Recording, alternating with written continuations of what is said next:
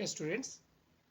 Next, CBSE Introduction to Trigonometry, exercise 8.4, fifth question, fourth bit.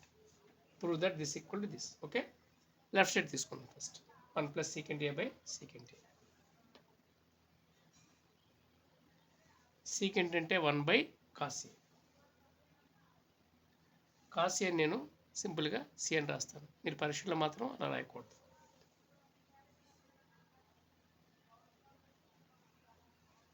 So cos A అంటే C అనమాట. C అంటే cos A. Again మళ్ళీ secant A ఉంది. secant A అంటే 1 by cos A. Okay, ఈ 1ని 1 by 1 కింద రాయండి.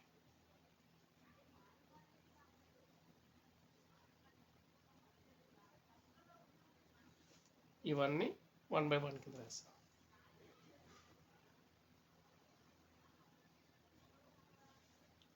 One into C plus 1 into 1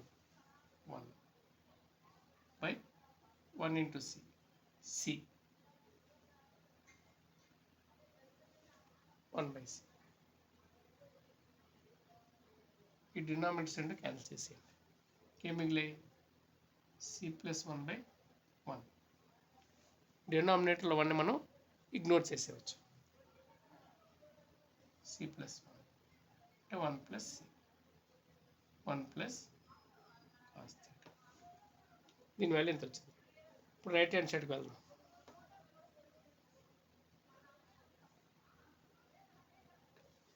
sign square A by ఇది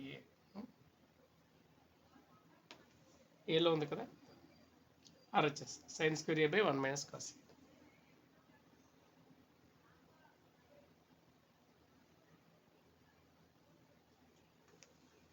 సైన్ స్క్వేర్ ఏ అంటే మనం ఇంతకుముందు చెప్పుకున్నట్టుగా 1 minus cos square A. Cos స్క్వేర్ని సి అని రాస్తున్నాను. Sine square is 1 minus cos square. 1 minus cos. ఈ 1ని మనం 1 స్క్వేర్ కింద రాసుకోవచ్చు. ఇది ఎలా ఉంది? ఏ స్క్వేర్ మైనస్ బి స్క్వేర్ ఫామ్లో ఉంది. ఏ స్క్వేర్ మైనస్ బి స్క్వేర్ అంటే ఏ ప్లస్ బి ఇంటూ ఏ మైనస్ బి.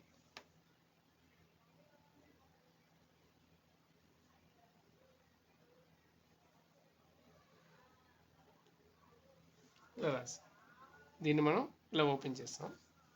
ఈ రెండు cancel.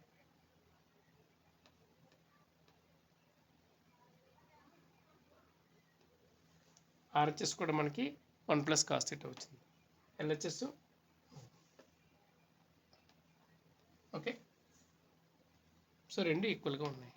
Therefore LHS equal to RHS.